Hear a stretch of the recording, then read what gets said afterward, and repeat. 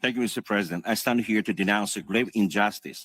Lord Godloa to tell the 80 years old former president of the Philippines who bravely fought illegal. Allergy.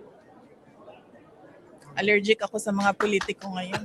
So, si Lacson, si Soto, most likely si Bob Aquino, yan ang mga kontra, hindi mo mapapabuti. Pero the rest, ibang usapan yun. Pupunta yan. Katunayan, this year, marami pa maglalaro yan. Pero next year, tandaan nyo sinabi magbabalik tara ng marami yan. Even din. Yes. Good morning mga kasama. Si Kuya Goods nagbabalik. At ito na naman tayo ha. Maglalambing muli tayo sa inyo. Medyo pinapasa inyo si Kuya Goods. Pero bago yung simula ng ating itong ating talakayan, sang like, sang share, all goods na po tayo dyan. Ngayong umaga, Lunes, araw ng Lunes, meron tayong nakitang post. No? Talagang makikita at mapapansin nyo, talagang gusto nilang ma-impeach si BP Sara. Pero may nakapagsabi na hindi na talaga kakatigan ng Supreme Court yan. Kahit ano pang gawin nila, sa Kamara, magigisa nila si BP Sara. Pero hindi, for sure itong pagkakaalam natin, pwede naman hindi umatin si BP Sara dyan para hindi nyo mag-gisa. Diba? Pwede hindi umatin si BP. Parang yung ginawa ni Marcos. Hindi siya umatin. Yung mga abogado niya na congressman, yun na nagtanggol sa kanya. So merong post dito, ang Masang Pilipino, ang sabi, ito ganito. BP Sara, meron na lamang hanggang Lunes, which is ngayon, upang sumagot sa committee ayon kay Representative Ridon. Hoy! Kung si BP Sara pasasagutin mo, na yung pagbibintang na ginagawa ng nakararami dyan, for sure, si BP Sara hindi aatin. Ito pa, meron na lamang umano hanggang Lunes, Marso 16, ngayon nga, si BP Sara Duterte upang isumiti ang kanyang sagot kaugnay ng mga impeachment complaint na nakabinbin sa House Committee on Justice. Hindi rin ito marunong Alam mo, ikaw, Papay, ikaw, Ridon. Oo, kaya nga nagpadala si BP Sara ng kanyang defense team. Marami siyang pinadala. I now give the floor to Marami siyang I now give the floor to wait lang, ang ingay nito Marami siyang pinadala dyan. Andyan yung magagaling niyang abogado. Tapos kine-question nyo na may conflict of interest. Ano kayo? Hello? Kaya nga pinadala dyan. Alam niya, yung mga abogado niya na yun yung trusted niya. Hindi naman kukuha ng abogado na ilalaglag siya. Mag-isip-isip ka nga. Napunta sa mukha mo yung laman ng kung meron man. Ayon daw, Teledon, member ng House Representative of the Philippines, hinihintay na lamang ng komite ang formal na tugon ng Vice Presidente matapos may padala sa kanyang tanggapan ang notice ng mga reklamo. Hinihintay po ng House of Committee on Justice yung pong answer ng pangalawang Pangulo. I think she has until this week and until Monday to submit her answer, pahayag ni Redon. Wala naman kayong magagawa kung hindi pupunta si BP Sara dahil meron naman siyang legal team. Kaya manahimik na lang kayo. May nangangarap dito, nakakatawa. Sa Masang Pilipino rin, talagang binibida nila yung amo nila Ang sabi dito, hindi ko alam kung ano ang nakain itong sabi dito, Romualdez, sinasabing gusto rin niya malaman ang katotohanan sa likod ng flood control. Gusto mo palang malaman bakit hindi ka umattend sa mga hearing? At ikaw na yung magsalita na attend ako, gusto ko malaman. Kailangan, niyo kami, supera nyo kami. Ganun. Iginiit ni President Martin Romualdez na wala siyang itinatago at bukas siya sa anumang proseso na maglilinaw sa mga ibinabatong issue laban sa kanya kaugnay na umano'y irregularidad sa flood control project. Magsalita ka. Lumabas ka para magkaalaman.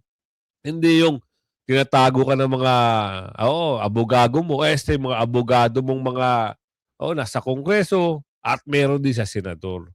Malinaw naman na gano'n na nangyayari. Diba? Kaya wag nyo na kami paandaran. Parang niloloko nyo na lang kami. ang masaklap nito, alin ang pinakamasaklap? Wait lang, meron lang akong tuloy. Ang masaklap nito, nililihis pa rin yung usapin. Talagang lilihis. Bakit? Magdadamay-damay na sila eh. Talagang madadamay at madadamay at madadamay at lalabas ang pangalan nila. Personal umano siyang humarap sa pagtinig upang ipakita ang handa siyang makiisa. Personal umano siyang humarap. Personal nga siyang humarap. Ang problema, executive session. Di ba ganun ang nangyari? Na executive session sila, hanggang wala ng idea ang mga Pilipino kung ano yung sinabi niya doon, tapos nagtatawanan pa sila, picture-picture pa sila. Diba? Anong implikasyon niya sa sambayan ng Pilipino? Lumalabas, parang meron kayong tinatago. Halos lahat na nasangay ng gobyerno, nakuha na nila. I'm willing to do anything that will speed up the investigation because like every Filipino, I want the truth to be established without delay. Ani ni Romualdez. Agoy-agoy. Sabi yan ng masang Filipino post. Nako, yung mga ganito nyo, mga style nyo, kumita na yan. Oo, sabihin yan, mas maganda, sabihin nyo yan doon sa sa mga media na walang executive session. Para magkaalaman, hindi yung puro propaganda, wala rin naman patutunguhan, kundi pagtatago. Ito merong video rito. Hinahanap na ni Prof. Tequia kung ano nangyari dito sa impeachment ni BP Sara. Pero ngayon nga yung huling araw na kailangan sagutin ni BP Sara, yung mga binabato sa kanyang issue. Yung mga pinupukol sa kanya. Ito lang Ngayon, mapag-usapan lang natin yung di ba marami na hong gustong umalyado o makipag-alyado kay BP Sara. Meron lang ho akong gustong kasi pakiwari natin talagang nagpahayag na ho ng pagtakbo si Atty. Rowena Guanzon. Isang kahilingan lang naman yun eh. Di ba? Luzon, itsepwera nyo na yan. Visayas, Mindanao, isolid nyo. Bakit kamo?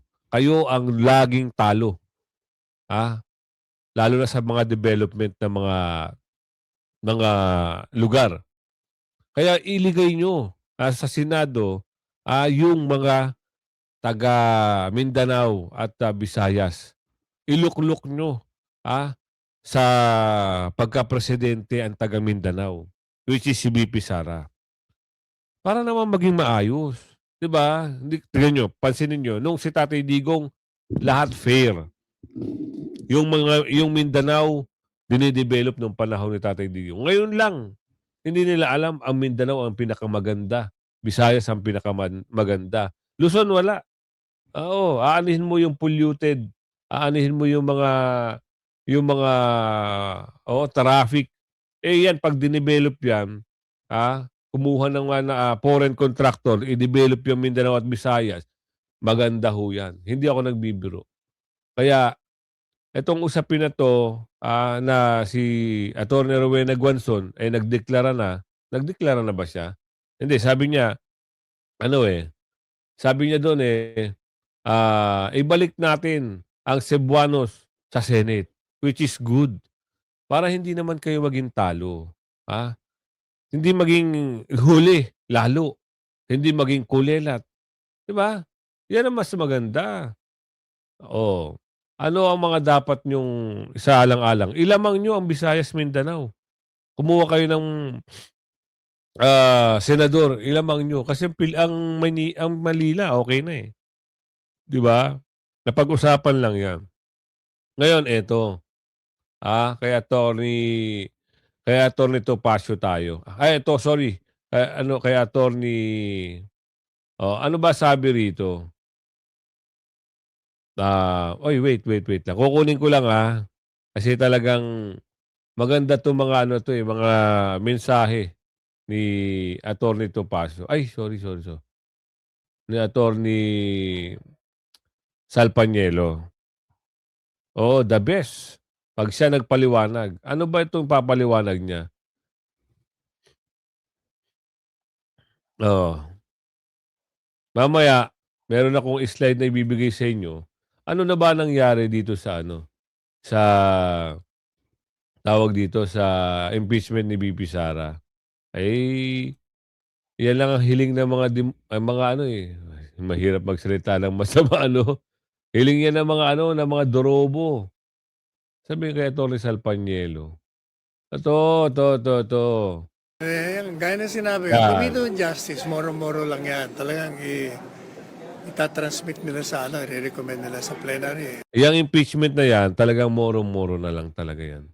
Hindi natin malaman bakit itong nasa Kongreso, eh gusto pa rin talaga nila na ituloy. Eh siyempre, papaldo na naman sila eh. Oo, yung mga aso ni Tamba, yung mga aso ni Bangag, eh, magsasaya yan pag na-impeach si Bibi Sara. Pero sabi nga ni Atty. Salpanielo, hindi magtutuloy-tuloy yan. And as I said also in my show, every day, No. yung plenary session will vote for impeachment. But sa Senado, talo sila ron. Yo, They cannot get nice. 16 votes against Inday Sara. The most they can get is 6 na vote. Talo yan. Why is that, attorney? Why?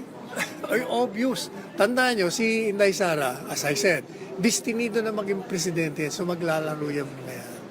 Ang mga panatiko lang na anti-Duterte dyan, kaya si Ontiveros, Pangilinan, sino pa, si Lacson, si Soto, most likely si Bob Aquino, yan ang mga kontra, hindi mo mapapabuti. Pero the rest, ibang usapan yun. Pupunta yan. Katunayan, this year, marami pa maglalaro yan.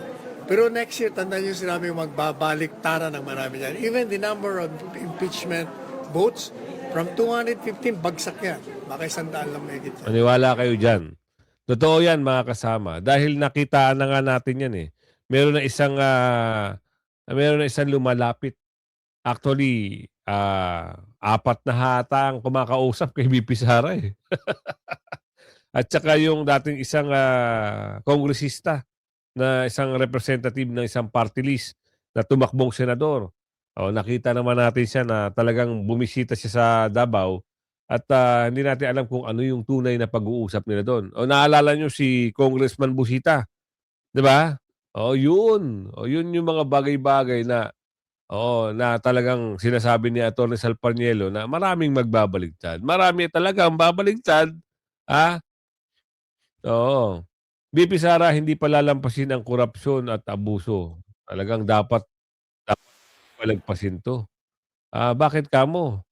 Eh, 'pag yan ay lumampas at hindi manalo si VP Sara at magawa nila ang kanilang mga pangarap sa buhay, itong mga magnanakaw na ito, eh tuloy-tuloy ang pagnanakaw niyan. Kawawa ang bayang Pilipinas, ang bayang Sinilangan, kawawa. Uubusin ng mga magnanakaw. Totoo, totoo yan. Uubusin nila ng kaban-kaban, mali-malita. Nakakaawa na lang yung mga apu-apuhan nyo. Dahil hindi sila nangutang, sila ang tagabayad. Actually, 18 trillion na ho ang utang ng Pilipinas ha. Baka hindi nyo alam. Baka wala kayong idea. 18 trillion na. Sa bilis nilang nakawin. Tatay Digong, parang yun umutang para sa infra. Ito, umutang para pamigay lang pala sa mga magnanakaw din.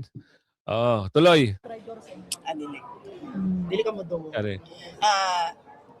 The politician, presidents, and teaches the children Walang boses. the Nako, wag na natin itong ano kasi walang boses eh. Pero ang pahayag dito, hindi palalampasin ng korupsyon at abuso sa bayan. Ayun ang hinihiling ng taong bayan talaga na matigil na ang korupsyon. At mapanagot ang dapat managot. Yun lang naman eh. Kaso nga lang, siyempre, kung ano yung nakikita nyo sa video, yung mga ahensya, mga tagapagtanggol na magnanakaw, ayan na. 4 na politiko, ito yung sinasabi ko sa inyo, 4 na politiko na ang lumalapit kay VP Sara. May mga lumapit na raw kay BP Sara. Eh, ano naman ang sagot ni BP Sara? Allergy siya. Sa ngayon pa, allergy pa siya kasi hindi natin alam, baka mamaya may mag-traitor na naman sa kanya. O alam nyo ba yung inendorso ni BP Sara noong midterm election na isang babae na nagpapakilalang kulay green? Oo, nung nanalo na, iba na ang postura ng babae, nandun na sa kulay pula. Kilala nyo naman siya, 'di ba? Kapatid lang naman siya ni Magtahimik lang. Alamin natin 'to. o kay Vice President Sara Duterte para mapabilang sa kanyang senatorial slate sa 2028 elections. Aniya sa frontline sa balita si Bril Montalvo ng News 5, Mindanao. Apat na personalidad, yan raw ang lumapit kay Vice President Sara Duterte para mapabilang sa kanyang senatorial slate sa 2028 elections. Pero hindi mo na sila pinangalanan ng bise. Meron. No. So how are you considering them? Allergy. Allergic ako sa mga politiko ngayon. So, i-consider lang nila ako. So mga ilang sila, including attorney. Apat na. Hindi rin niya sinagot kung kabilang dito si dating COMELEC Commissioner Rowena Guanzon na kamakailan lang nagpahayag ng kanyang kandidatura. Muli ring iginiit ni VP Sara na hindi niya muna papangalanan ang una niya nang sinabing ni-recruit niyang running mate. Doon na meron akong ni-recruit last year. But hindi pa siya nag-decide kung tatakbo siya for Vice President or hindi. So, antayin na lang natin yung desisyon niya. Huwag na lang natin siya guluhin. Huwag na natin siya pangalanan kasi baka atakihin siya. Lahat ng tungkol sa eleksyon na yan, sinabi ni VP Sara sa isang ambush interview sa pop-up exhibit sa Davao City para sa mga naging vice presidente ng Pilipinas. Kasama niya dyan si dating Pangulo at ngayoy Pampanga 2nd District Representative Gloria Macapagal Arroyo. Matagal nang kaalyado ni VP Sara si Arroyo. Katunayan, itinuturing pa niyang mentor ang dating Pangulo. Samantala, sa Lunes o bukas naman na ang deadline para sa tugon ni VP Sara sa Kamara kaugnay ng reklamong impeachment laban sa kanya. Which is ngayon ng araw na yun.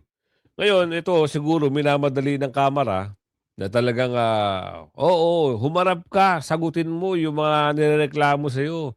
Pero ang mali nila, akala nila mapapaharap nila si VP Sara. Sila nga nagsabi, di ba? Yung kay Bongit, na pwede naman hindi umatin si Bongit at magdesisyon ang Kamara kung sufficient in substance form. Insufficient. Alam na. Yung mga taga-Kamara ang nag-ubugado sa kanila. Di ba? Mapunta tayo. Anak ng Tipaklong, nagkalintik-lintik na naman mga kasama. Na nanalo. Itong si anak ng dating akop. Oo. Nagbunyi sila alam mo naman. Alam mo naman, pagkakampi nila, pagkakampi nila, ay Diyos ko po. Ito pala si Philip Conrad, proclaim as 2nd District. 2nd District ng Antipolo, siya ang pinoklama. Diyos ko po. Ngayon, merong parang motion ata, yung katunggali niya. Alam mo naman, malakas yun Pero pinagpipilitan ng mga, yung mga kakampi nila na mahina daw yung kalaban ni Jacob. Diyos ko po, Karudi. Baka kayo ang mahina, nagawan lang kayo ng paraan. Oo. Yung taga-Antipolo, ikaw taga-Antipolo, kwento mo sa akin. Oo. Dito natin malalaman dito sa survey natin, ikaw ba naniniwala na nanalo itong anak ni Jacob na si Conrad? Ako, for sure, hindi ako naniniwala na ito talaga ang nanalo. Parang style lang Manila lang to Kahit talo, nanalo. Ngayon, meron pang lumalabas na issue, yung sose ni Senador Marcoleta, talagang pagpipilitan nila. Sose ba tawag doon? Tama, yung campaign fund. Sa tinagal-tagal na hindi pa siya senador, may na-issue. Talagang pilit nilang pababagsakin si Senador Marcoleta. Diyan ang nararamdaman ng nakararami. Kasi todo banat. May senador na bumabanat kay Senador Marcoleta at yung COMELEC mismo.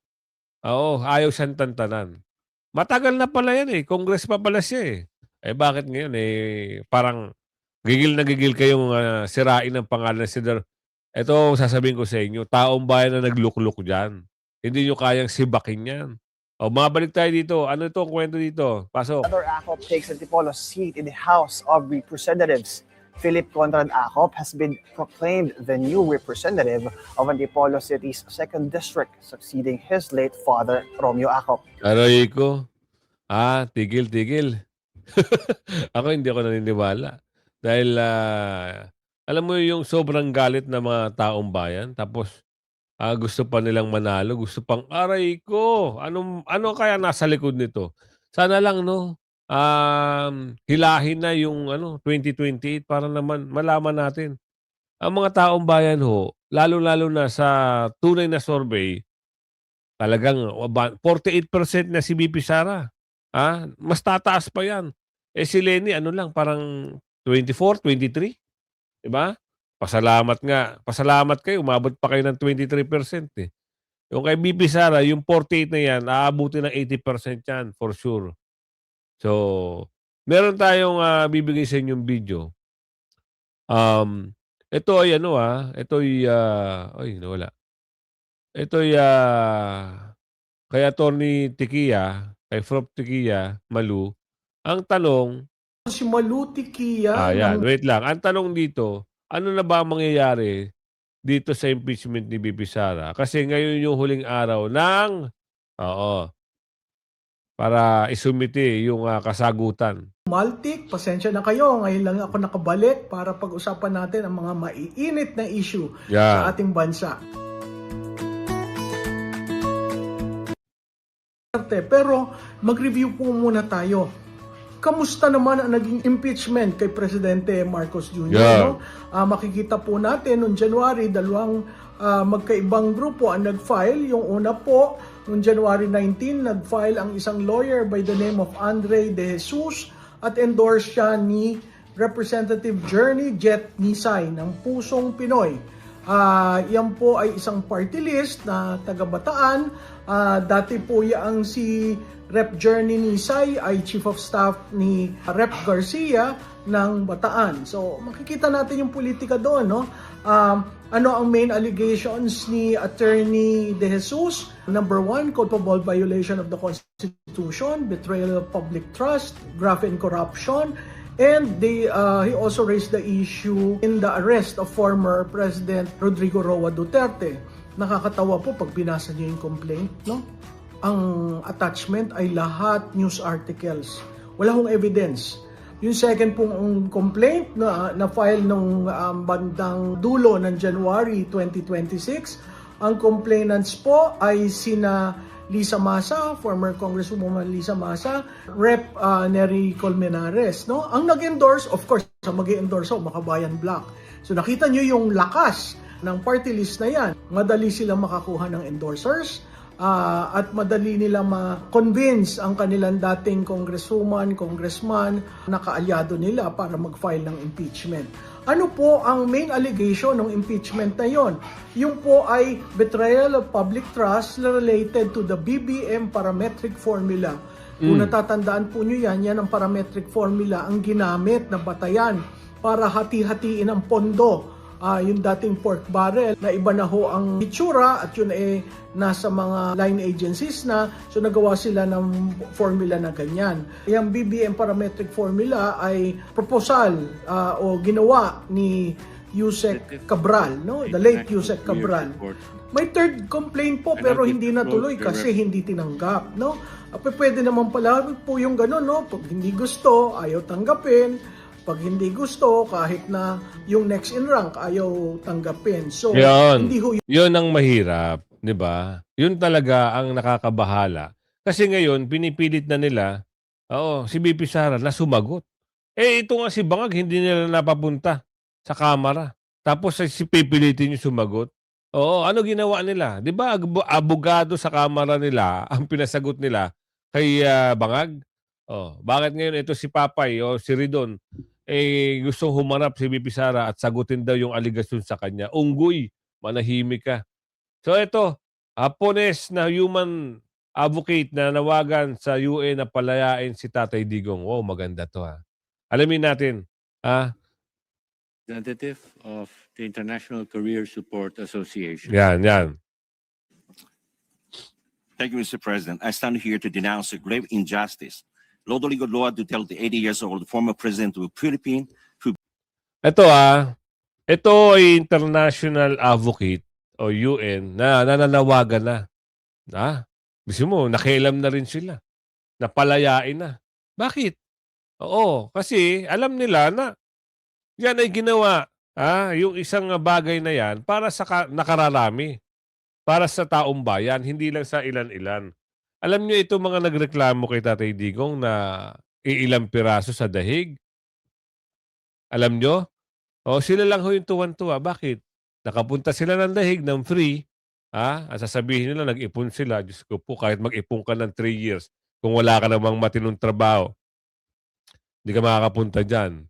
Free meal, free lodging, may sahod pa. Diba? Kaya itong hapon na to, nananawagan na. millions, has been unlawfully removed from the homeland and held in the prolonged pretrial detention by the ICC in The Hague. This is a political persecution and not justice. Yan. The current administration extradited him without due process, bypassing Philippine courts and violating national sovereignty. He was extradited without any due process. Incidentally, since March 11, 2025, exactly 1 year ago today, this elderly leader has endured detention, separated from family and serious health issues. Global rallies and protests in The Hague and throughout the world demands the interim release, which has been unlawfully denied by the ICC 3 times. This over 1 year pretrial detention raises profound question about compliance with the Rome Statute's guarantees of human treatment and speedy trial. It is an affront to human dignity and the abuse of international justice for political ends. We urge this council to demand humanitarian review and interim release of President Duterte. Justice must be fair. Yun ang dapat, di ba? Justice must be fair. So, yun nakikita natin na sitwasyon ni Tatay Digong. Talagang ganun yung political attack nila. Dahil pinapahina nila yung ano ni VP Sara. Pero hindi nila kaya. Kasi na-train si VP Sara na maging matapang, maging matatag simula bata. Kaya nga sinabi nga ni Tatay Digong, hindi nyo kaya yan. Maldita yan, maldita yan. Totoo. Diba? Akala nila tatahitahimik yan. Pero ay, lahat na nangyayari yan. May balik sa kanila yan. Yung mga umabuso sa mga Duterte, may balik din sa inyo yan. Nalalapit na ang mga bagay-bagay na dapat nyong pagsisihan. Ito na yung sinasabi natin kanina. Pati yung yung congressman pa si Senador Marcoleta, ay anak ng bugi ho. Napagtanto pa nila na merong pondo. Illegal ba ang magbigay ng pondo?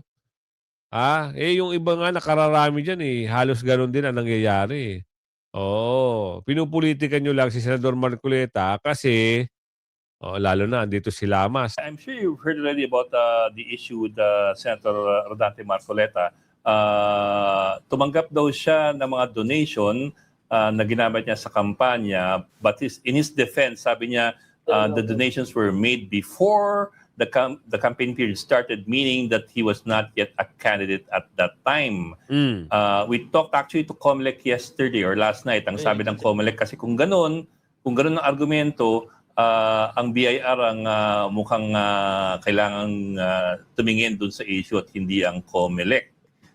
Dahil ang tanong doon ay, ito po ang tanong ko sa inyo, in that case po, should Senator Marcoleta have paid donors tax for any contributions that... Kita nyo, pati ba naman yung sisilipin pa? Ikaw, halimbawa, ikaw nakakaluwag. Gusto mong tumulong para, halimbawa, manalo. Yung gusto mong kandidato, itulungan mo. Sa tingin mo, kailangan pa ba i-tax yan? Kung libre naman ibibigay ng, alam mo yun, yung donor. Kaya nga dinonate nila dahil tiwala sila sa tao Pero gagawan talaga nila ng issue. Si Senador Marcoleta. Ito nyo, ang layo, di ba? Bakit yun sa taga Maynila? Hindi nila nagawa ng issue. Oh. Di ba? Napaganda pa. Naproklama pa. Di ba? Ayan ang yung sa may Batangas, parang isang doon. Ganon din ang ginawa nito mga milik-milik na to. Nakakadismaya dahil yung gusto mong tao na alam mo na siya yung gagawa ng mabuti para sa bayan, pinipilit wasakin ng mga nagkakampi-kampihang magnanakaw. Kaya sabi ko nga sa inyo, painit ang politika, tayo naman ay nagre-reaction lang, kaya wag mong kalimutan yung ating lambing. I-like and share nyo yung video natin. Hanggang sa muli, bye-bye!